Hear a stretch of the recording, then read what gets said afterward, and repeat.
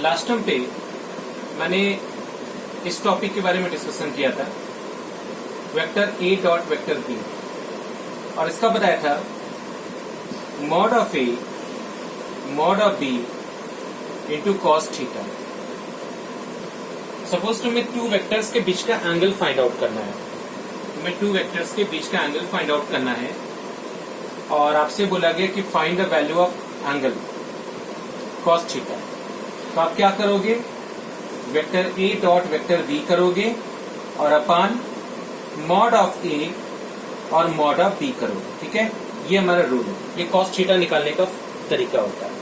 इस फॉर्मूले से हम लोग दो वेक्टर्स के बीच का एंगल फाइंड आउट कर सकते हैं। एक क्वेश्चन देखते हैं, उससे क्लियर हो जाएगा।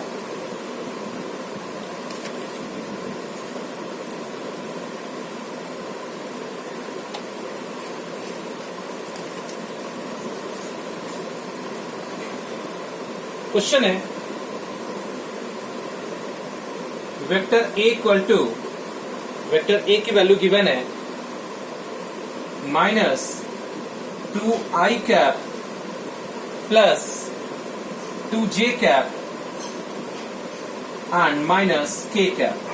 This is vector A. और वेक्टर बी की वैल्यू कितनी दी हुई है? Vector B is given, it is 3i cap plus 6j cap and plus 2k cap. और आपको क्या करना है, find angle between two vectors. इन दोनों वेक्टर्स के बीच का एंगल कितना है वो तुम्हें फाइंड आउट करना है। वेक्टर ए की वैल्यू ये दी हुई है, वेक्टर बी की वैल्यू ये दी हुई है, और तुम्हें निकालना क्या है, दोनों वेक्टर्स के बीच का एंगल फाइंड आउट करना है। कैसे पता करेंगे, देख क्या करते हैं, हम पहले फॉर्मूला लिखते हैं। Vector A dot vector B equal to क्या होता है, mod of A mod of B into cos theta. यहां से हम कॉस थीटा का निकालते हैं तो कॉस थीटा की वैल्यू आएगी vector A dot vector B upon mod of A mod of B. बस वेट कर लो बेटा, अभी सही हो जाएगा स्क्रीन, अभी सही हो जाएगा। cos theta is equal to vector A dot vector B upon mod of A and mod of B. अब सही हुआ screen? Now for calculating cos theta, first of all तुम्हें मॉड ऑफ ए निकालना पड़ेगा।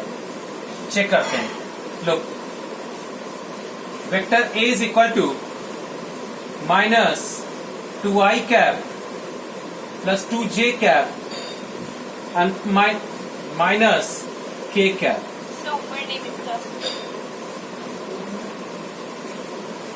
Okay,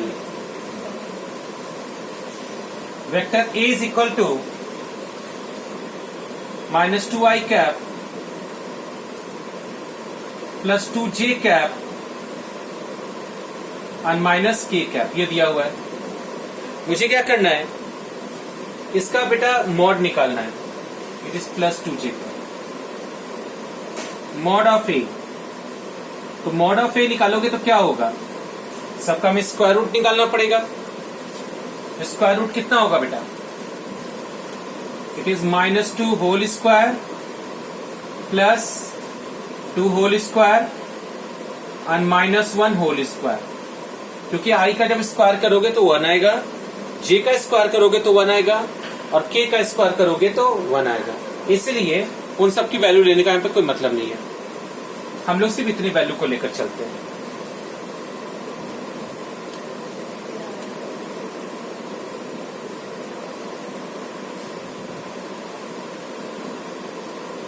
When you solve, this is 4 plus 1 that is 3, क्योंकि √9 आएगा, √9 का क्या होता है, 3 होता है। This is mod of A. Similarly, vector B is equal to, vector B की वैल्यू कितनी दी हुई है, 3i cap plus 6j cap plus 2k cap. इसकी हेल्प से मॉड ऑफ बी निकाल लो। तो मॉड ऑफ बी क्या आएगा, अंडर रूट 3 का स्क्वायर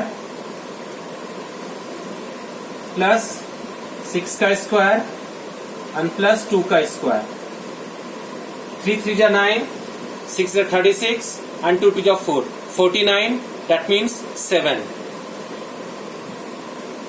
तो root B mod of B is equal to 7 और mod of A is equal to 3।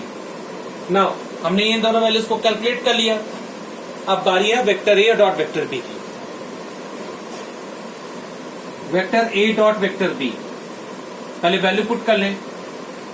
-2i cap plus 2j cap minus k cap dot, इसकी value कितनी है बेटा, 3i cap 6j cap plus 2k cap.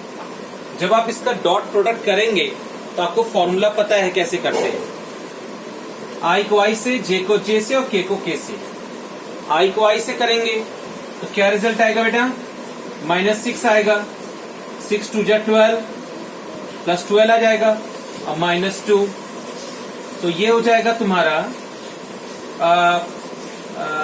12 minus 8, 4 आ जाएगा, that is +4। तो vector A dot vector B is equal to 4। क्या निकालना है, cos theta. तो cos theta is equal to vector A dot vector B is 4 and mod of A is 3 and mod of B is equal to 7। तो 4/21, यहां से theta निकाल लें, cos inverse 4/21। ठीक है बेटा, इस तरह से ये जो कॉस है ना उधर जाके माइनस हो जाएगा, कॉस इनवर्स इसको कहते हैं।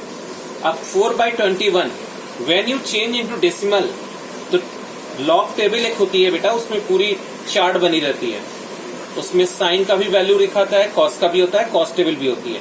तो उसकी हेल्प से आप कॉस की वैल्यू यहां पुट करके आप थीटा निकाल लेंगे। ये एग्जाम में दिया जाएगा, ठीक है, डोंट वरी। चलो ये क्वेश्चन समझ में आ गया। आते हैं next question.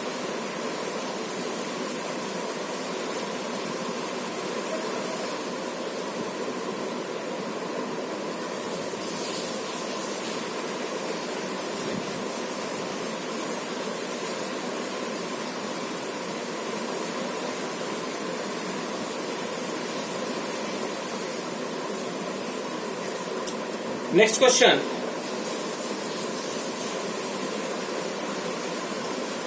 Find the angle between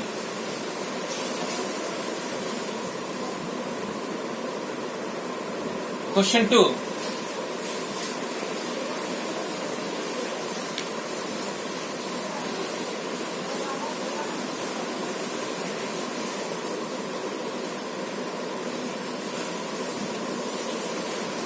Prove that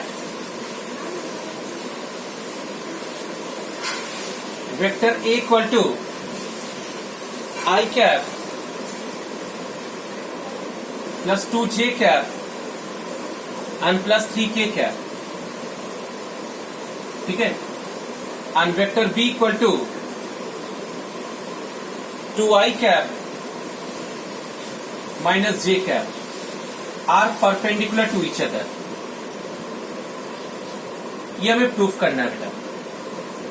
vector A की वैल्यू ये दी हुई है, वेक्टर बी की वैल्यू ये दी हुई है, और now we have to prove these two are perpendicular to each other. चेक करते हैं परपेंडिकुलर का केस क्या है। If vector B is perpendicular to vector A, then vector A dot vector B is equal to 0। अगर दोनों vectors perpendicular हैं तो दोनों का जो डॉट प्रोडक्ट होगा वो क्या होगा बेटा, 0 होगा। तो चेक करते हैं, vector A dot vector B equal to I cap 2j cap 3k cap dot 2i cap minus j cap. ये हमने कर दिया बेटा। आपको रूल बताइए, आई का आई के साथ, जे का जे के साथ। तो 2 का i के साथ करेंगे तो क्या आएगा बेटा, 2 आ जाएगा, और +2 का -2 के साथ करेंगे तो -2। रिजल्ट आ रहा है 0। It means as vector A dot vector B is equal to 0, so vector B is perpendicular to vector A. मतलब आप डायग्राम ऐसे बनाएंगे, ये वेक्टर A है और ये वेक्टर B है, ठीक है, और दोनों एक दूसरे पर 90 डिग्री बना रहे हैं। अगर आपने ये कर दिया vector A perpendicular vector B, इसका मतलब यहां A लिखना पड़ता है, यहां B लिखना पड़ता है। समझ गया बेटा? ये हमारा नेक्स्ट क्वेश्चन। एक और क्वेश्चन है, इसमें ये दिया हुआ है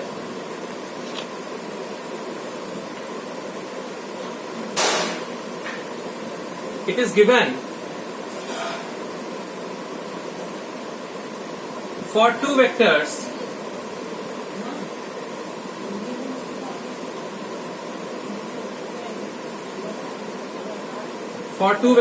vector A and vector B, for two vectors vector A and vector B, it is given if vector A plus vector B is equal to vector C and A plus B is equal to C. Vector A plus vector B equal to vector C and A plus B equal to C. It is given. और साथ ही साथ ये proof करना है, prove vector A parallel to vector B। समझ गए बेटा? पहला पार्ट आपको ये प्रूफ करना है कि वेक्टर A और वेक्टर B आपस में क्या है बेटा? पैरेलल है। It's the first part. Second part भी है, लेकिन सेकेंड पार्ट भी बता दे रहे हैं। चलो, सेकेंड पार्ट ये दिया हुआ है, if vector A plus vector B is equal to vector C and A square plus B square equal to C square, तो उस केस में vector A and vector B are perpendicular to each other. ये दो question है हमारे पास, ठीक है। पहला क्वेश्चन है vector A plus vector B is equal to vector C and A plus B equal to C, और सेकेंड पार्ट है वेक्टर A प्रूफ करना है vector A parallel to vector B। मतलब ये इसी क्वेश्चन का पार्ट है, इतना क्वेश्चन एक पार्ट है और ये सेकंड पार्ट का क्वेश्चन है। चलो स्टार्टिंग करते हैं बेटा। ये गिवन दिया हुआ है vector A plus vector B is equal to vector C। ये गिवन है बेटा, vector A plus vector B is equal to vector C दिया हुआ है, ठीक। आपको क्या प्रूफ करना है? आपको ये गिवन है कि मैग्नीट्यूड ऑफ A और मैग्नीट्यूड ऑफ B ये दिया है मैग्नीट्यूड ऑफ C के, और आपको प्रूफ करना है A parallel to vector B। तो ये बताइए, दो वेक्टर्स पैरेलल तभी होंगे जब वेक्टर A या तो vector A dot vector B का जो प्रोडक्ट हो जाए, अगर वो या तो AB आ जाए, या फिर जब आप इसको सॉल्व करें तो थीटा की वैल्यू क्या आ जाए? 0 डिग्री आ जाए। अगर दोनों वेक्टर्स के बीच का एंगल थीटा 0 आ जाए, तब हम कहेंगे कि दोनों वेक्टर्स एक दूसरे के पैरेलल हैं। आई होप बात समझ में आ गई होगी बेटा। ये दोनों पैरेलल तभी होंगे जब दोनों वेक्टर्स के बीच का जो एंगल है थीटा, अगर वो 0 डिग्री आ जा रहा है, तब हम कहेंगे ये दोनों वेक्टर्स पैरेलल हैं। तो सीधा सा यहाँ पे कॉन्सेप्ट ये है कि हमें थीटा 0 लाना है, ये प्रूफ करना है। कैसे आएगा थीटा 0? कैसे आएगा देखते हैं, कैसे आएगा चेक करते हैं। ये दिया है vector C, vector A plus vector B। यहां पर आप एक काम करिए, दोनों साइड में LHS and RHS dot product ले लीजिए। बोथ साइड आप क्या ले लीजिए? डॉट प्रोडक्ट ले लीजिए। डॉट प्रोडक्ट का मतलब ये हुआ कि उसी वेक्टर का उसी वेक्टर के साथ मल्टीप्लाई कर दीजिए। यहाँ पे आपने क्या लिखा? मॉड ऑफ C, और यहीं पर आप यहाँ पे वेक्टर C और उसी का एक और डॉट प्रोडक्ट ले लीजिए। तो जब आप इसको यहाँ पे मल्टीप्लाई करेंगे तो ऑब्वियस सी बात है vector A plus vector B dot vector A plus vector B। Any doubt? Any doubt बेटा? आपने उसी के साथ डॉट प्रोडक्ट ले लिया। करना कुछ नहीं है, जब आप इधर का लेंगे तो ऑब्वियसली बात इधर का भी लेना पड़ेगा। अब देखिए क्या होता है, किसी भी दो वेक्टर्स का जब मल्टीप्लाई करते हैं, vector C dot vector C, तो आप जानते हो कि इसका स्केलर प्रोडक्ट आ जाता है। तो vector C dot vector C is equal to क्या आ जाएगा, सी स्क्वायर आ जाएगा। तो ये हो जाएगा तुम्हारा सी स्क्वायर। इसको ओपन करेंगे तो क्या मिलेगा, देखिए vector A dot vector A is equal to A square. Vector A dot vector B, एक स्टेप आप और बढ़ा सकते हैं, डायरेक्ट न करके आप एक स्टेप और बढ़ा दीजिए इसी का, इसका सी स्क्वायर कर दीजिए। Vector A dot vector A plus vector A dot vector B plus vector B dot vector A plus vector B dot vector B, ये आपने कर दिया। Vector A dot vector A C square, A dot A that is A square. किसी भी vector का अगर उसी vector के साथ डॉट प्रोडक्ट लेते हैं तो वो उसका मैग्नीट्यूड का स्क्वायर हो जाता है। ए डॉट बी और B dot A, cumulative property क्या कहती है कि दोनों एक ही हैं। Vector A dot B is equal to vector B dot vector A. तो क्या रिजल्ट आएगा, 2 vector A dot vector B लिख सकते हैं, प्लस इसको लिख सकते हैं बी स्क्वायर। आपके पास रिजल्ट कुछ इस तरह के आ रहा है, C square equal to A square plus B square equal to C square. अब आप सेकेंड पार्ट पे आ जाइए, यहां तक का तो आप लॉजिक क्लियर हो गया होगा बेटा। अब ध्यान से देखें अगर, तो हमारे पास एक फॉर्मूला है, पता है, ये देखिए a plus B equal to C लिखा हुआ है। नाउ इसे आप इक्वेशन नंबर 1 मान लीजिए। आपके पास गिवन है a plus B is equal to C. अगर हम इसका सी स्क्वायर करते हैं तो हमें क्या मिलेगा, A square plus B square plus 2ab मिलेगा बेटा। C square equal to A square plus B square plus 2ab मिलेगा। नोटिस करिएगा, और यहां दिया है 2ab, 2 vector A dot vector B. ये और ये फर्क है दोनों में, ये दोनों में फर्क है। यहां से नोटिस करिए, ये वैल्यू और ये वैल्यू, इसे इक्वेशन नंबर 2 मान लीजिए। अब आप फर्स्ट और सेकंड से कंपेयर करिए। जब आप फर्स्ट और सेकंड से कंपैरिजन करेंगे तो आपको क्या दिख रहा है कि एलएचएस साइड क्या है, इक्वल है। तो एलएचएस साइड अगर इक्वल हो जाएगा तो यहां पर देखेंगे from first and second, from first and second से हमें मिल रहा है result A square plus B square plus 2ab equal to A square plus B square plus 2 vector A dot vector B. दोनों में फर्क है, ध्यान रखना। यहां से ए स्क्वायर कैंसिल आउट हुआ, बी स्क्वायर कैंसिल आउट हुआ। अब ये इसका कैंसिल आउट मत कर देना, ये वेक्टर है और ये मैग्नीट्यूड है उसका। 2ab, 2 वेक्टर ए बी को क्या लिख सकते हैं, 2ab कॉस थीटा लिख सकते हैं, है ना। Vector A dot vector B is equal to A B cos theta. यहां से 2 से 2 कैंसिल आउट होगा, ए बी से ए बी कैंसिल आउट हुआ। कॉस थीटा की वैल्यू आ रही है 1, और थीटा कॉस थीटा की वैल्यू 1 किस में आती है, कॉस थीटा की वैल्यू 1 आती है कॉस 0 में, when theta is equal to 0। तो theta is equal to 0 degree. इसका मतलब ये हुआ कि vector A and vector B are parallel to each other. एक क्वेश्चन हम तुमसे पूछ रहे हैं, vector R is equal to vector A plus vector B. मैंने पूछा इसका मैक्सिमम कितना होगा और मिनिमम कितना होगा। What is the maximum resultant and minimum resultant, ये अलग क्वेश्चन, एक्स्ट्रा क्वेश्चन है। देखिए बेटा, जब आप इसका मैग्नीट्यूड निकालेंगे तो मैग्नीट्यूड क्या होगा, A square plus B square plus twice of A B cos theta. अब आप यहां मुझे बताइए, ये वाली वैल्यू ध्यान दीजिएगा,